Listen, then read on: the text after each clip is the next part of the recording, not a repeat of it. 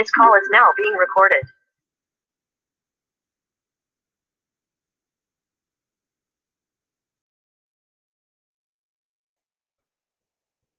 Okay, so different concepts are covered in the previous lecture. One more concept is covered in the previous lecture, that is the global write protocol.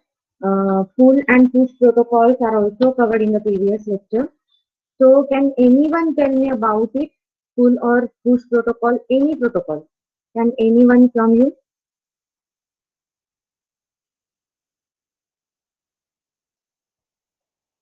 How to work pull protocol, how to work push protocol?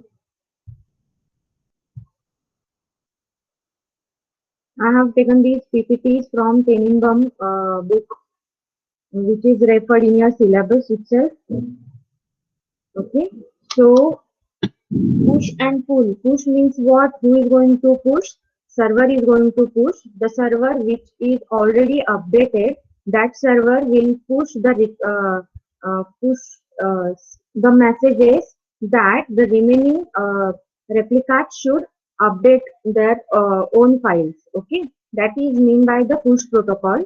And then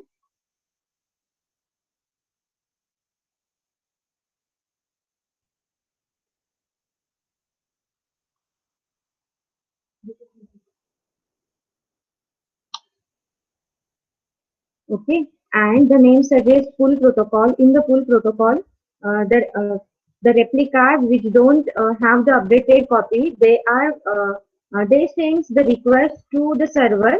Replicas means either client or server. They send the request to the server for updation, and after that the server which is updated already, it will send the updation to the remaining replicas in case of pull protocol. But in case of push protocol, the updation is started from server itself, and in case of pull protocol, updation is started from client or the server which are not updated, or the replicas which are not updated themselves. Okay. Then the one more concept we have covered, that is global write protocol. In the global write protocol, up till we learn about what do you mean by distributed system. Different components are located, and all the data is shared among different clients or different servers. Okay, data are available on different location on different servers. Again, we have seen the replica. What is the need of replica? Just to split the load on the on the servers. The replicas are being used, and after that, here we will see today the local write protocol. Here in the previous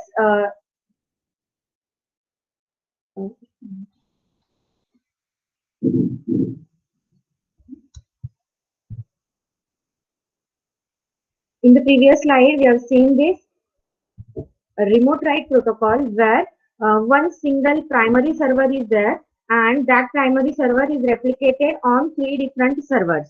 Okay, then the data is available, the primary data is available at the primary server, and client want to access that item which is available at primary server. Okay, then write and read operations or write access is available at only the primary server, and for the remaining replicas, read operation we can carry it out, means client can carry it out. Then here, in case suppose client has to access that particular item, then client will send the request to one of the replica. Then if one of the replica accept that write operation from the client, then that particular replica will send or forward that particular request to primary server only, because the write operation can be done by only primary server, not by all the remaining replicas here.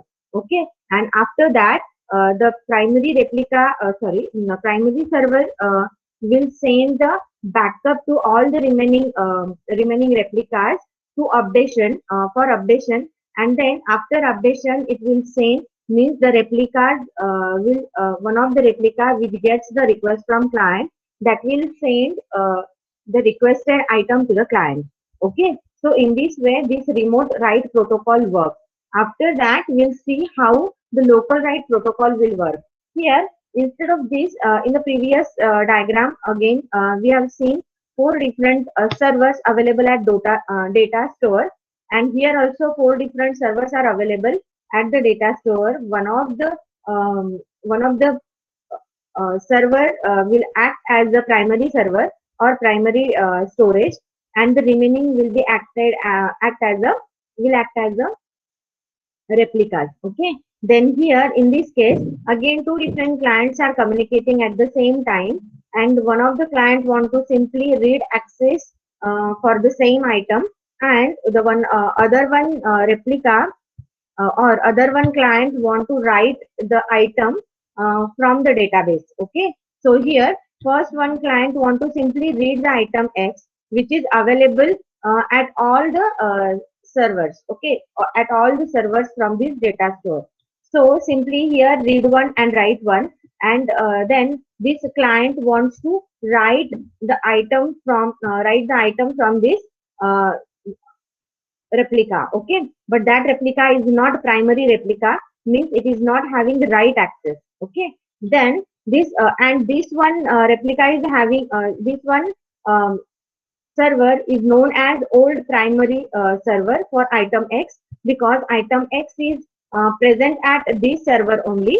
But after getting the request from client, this will send the message or forward the message, and then whatever the item X is available at this old primary, it will be moved to the replica to which the client has communicated. Okay, so here old primary is having that item X, then it will move.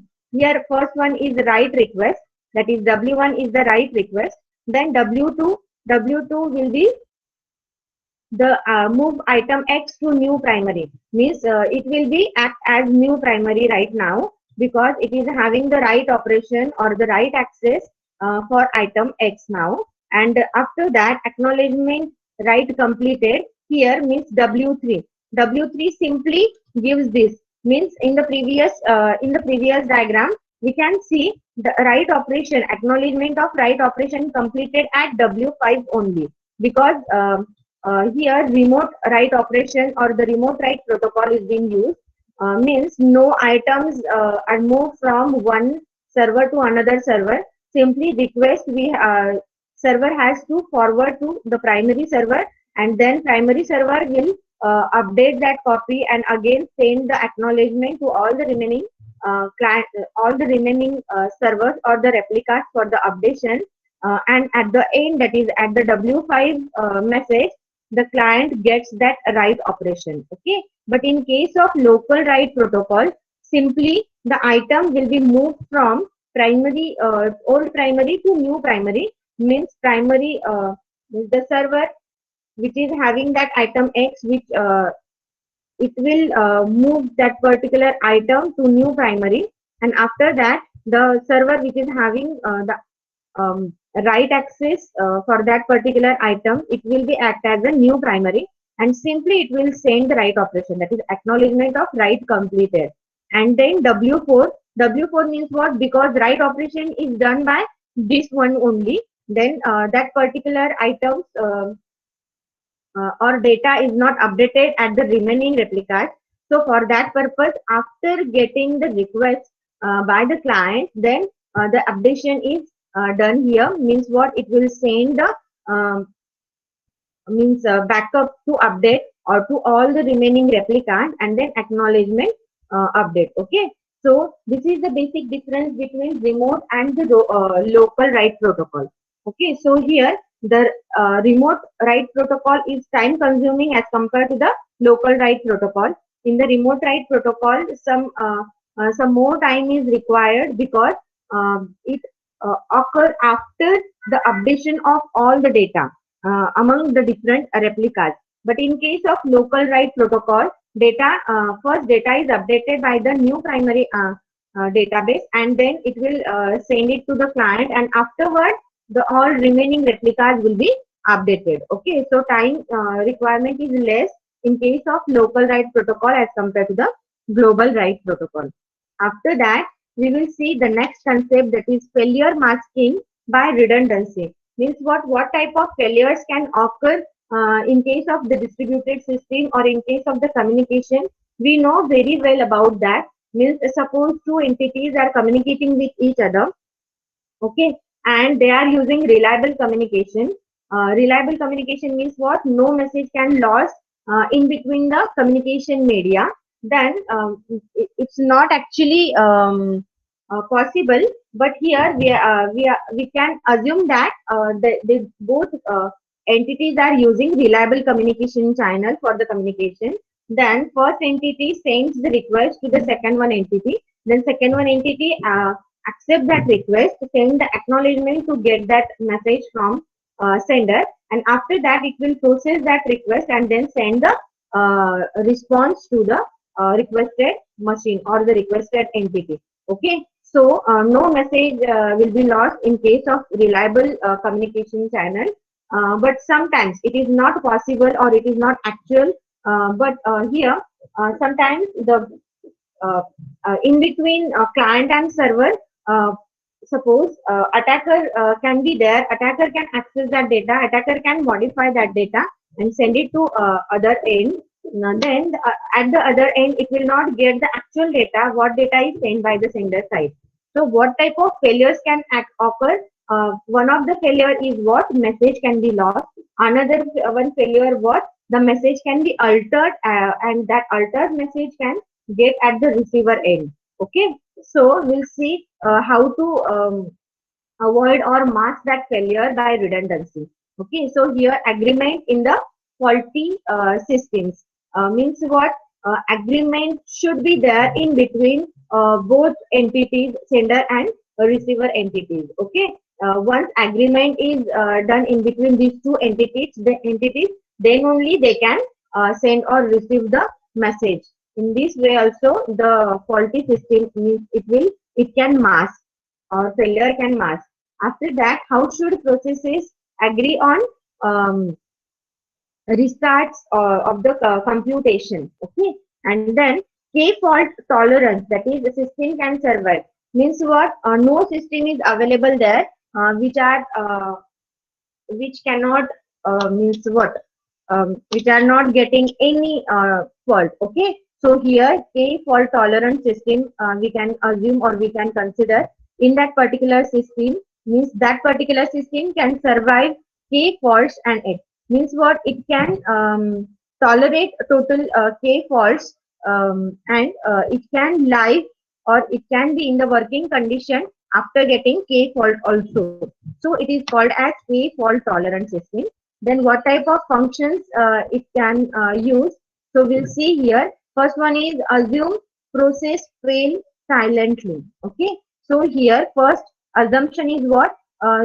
We have seen in the previous practical, that is suppose the process goes down, then one of the process knows about the identity of that particular process that or recognize that process goes down, then the process will send the message to all the remaining processes which are having higher priority. Okay, that is Boole algorithm we have seen. But here in this case means in the Boole algorithm case, the process can get the identity that the process fails down. But here in this case the assumption is what? The process fails silently, means no remaining processes or other process knows about failure of that particular process. Okay, or second one case is what? The process fails, but it is in a working condition, means what? It can create the random outputs. Okay, means it is in a working condition, it generates some outputs, it takes some inputs, but it generates the different output than the accurate output. Okay, means it generates the random output which are not accurate. So in that case, that particular fault is known as Byzantine fault. I think you know about that. Here need K plus 1 redundancy to tolerate K faults.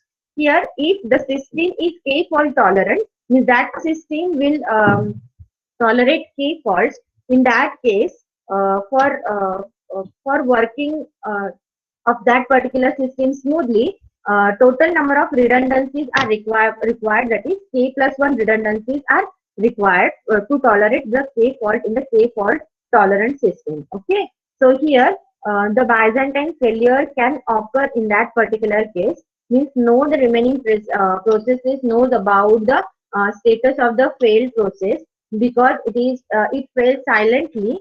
Means what, it is currently in the working condition, but it is not created or generated the accurate output. It generates a random output, or it produces the enormous or random or malicious replies or the output. Okay, so the process run even if it's sick. Then the Byzantine failures are most difficult to deal with this. So here means what, with the help of redundancy we can cover this Byzantine failure because same copies are replicated on different servers. Okay, so one of the servers sends the different data, then remaining servers are having original data. Okay, so it can be masked with the help of redundancy. So here what is the need? We will see this concept, the redundancy to handle the Byzantine failures. So here this Byzantine faults, means the simplified scenario of this Byzantine failure is what? Two perfect processes with unreliable channel. Okay, means the processes which are working perfectly, that processes uses unreliable channel. Okay, so what happened in that particular case? It needs to reach agreement on first one bit message. Means what? One of the process sends one bit message to other one process, and then other one process gets that one bit message, and that message is uh, correct. Then they can agree on that particular communication, and then only they will start the communication. Okay, so it needs the agreement in between two different entities or perfect processes.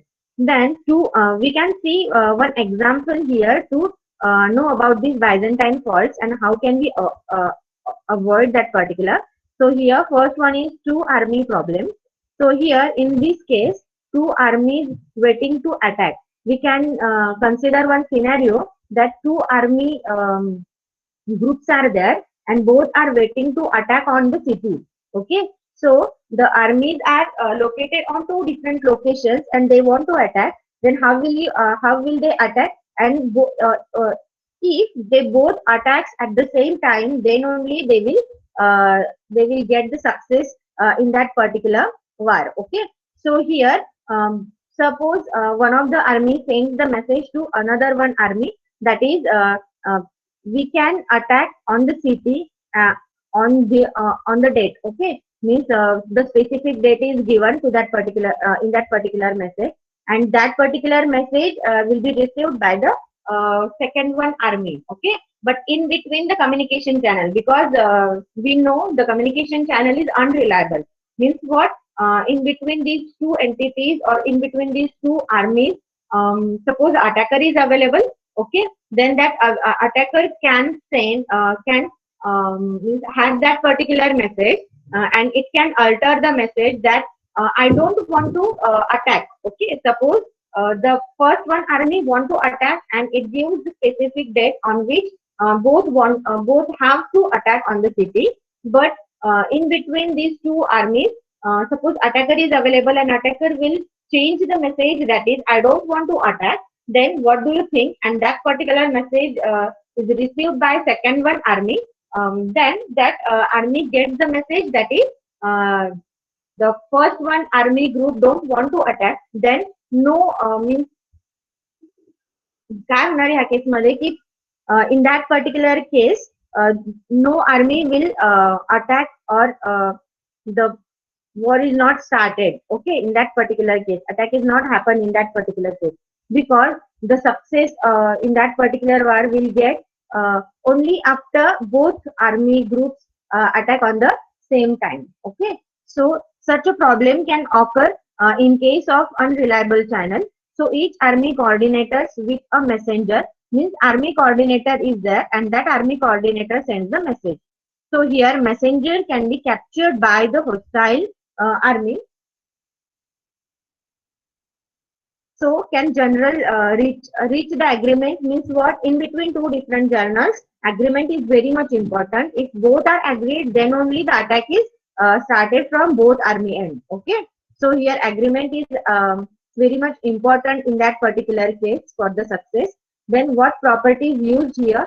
Two perfect process means that both army groups are perfect. So two perfect process can never reach agreement in the presence of unreliable channel. Means if the channel is unreliable, means the receiver at the receiver end, the receiver cannot get the actual data which is sent by the sender side. Okay, so the agreement cannot be happen in that particular case if the channel is unreliable. So the second one problem is given in that is Byzantine general problem. So can n generals reach agreement with the perfect channel? So suppose in the army problem only two entities are given in that particular problem, means two army groups are there and two coordinators are there, and that communication is happen in between two coordinators. Okay, so we can't say about, suppose attacker is available in between these two army groups, or the first one army coordinator is fake, suppose. Okay, this first one army coordinator sends the message and that it want to send means in that particular how much generals should be there to overcome or to handle that particular fault. So based on that, the Byzantine general problem is given. So n generals reach agreement with the perfect channel, means what? What is the value of n? We have to find out that. Okay, means how much generals should be there to agree or to reach for the agreement of the perfect channel with the perfect channel. Okay, so m generals out of n may be traitors. So here, before go to the next slide, I want to show you one video. So please see that video carefully. First of all, I have to share my